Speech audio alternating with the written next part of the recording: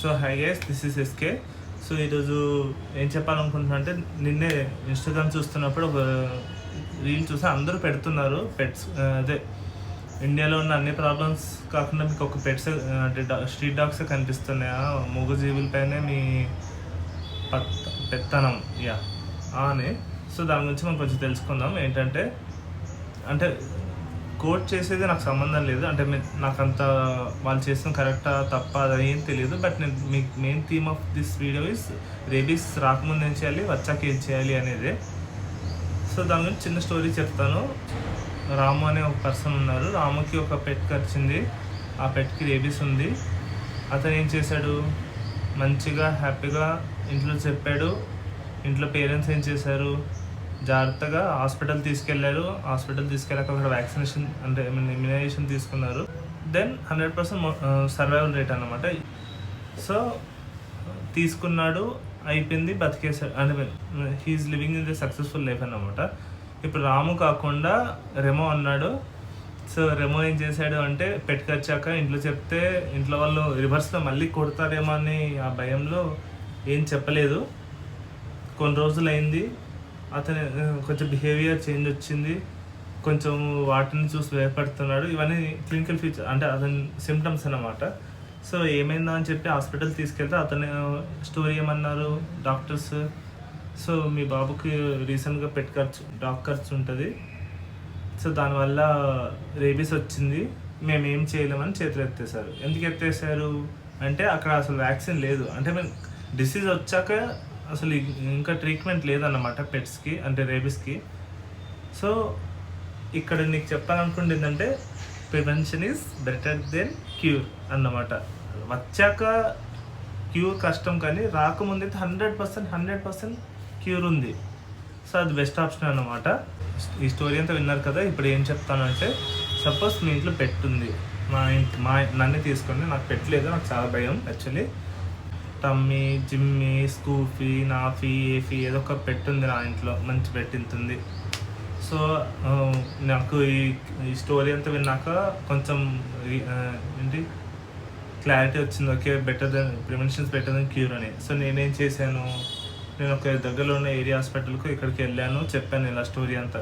మా ఇంట్లో పెట్టింది, నేను ప్రీ ఎక్స్పోజర్ ప్రొఫైలాక్సిస్ అంటే కరవక ముందే నేను సేఫ్టీగా ప్రొఫైలాక్సిస్ తీసుకుందాం అనుకుంటున్నాను అని చెప్పాను.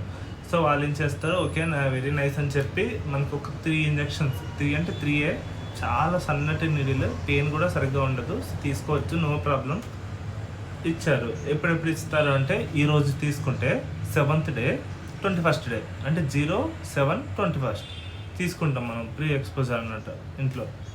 సో అయిపోయింది, తీసుకున్నాను. 21st అయిపోయింది, అన్నీ హ్యాపీ, వెరీ గుడ్ అయిపోయింది. కొన్ని రోజుల తర్వాత సపోజ్ ఇంకోకుండా నాకు ఏదైనా ఖర్చింది అనుకో, post exposure to pre exposure అంటే రీ ఎక్స్పోజర్ అనుకో సపోజ్.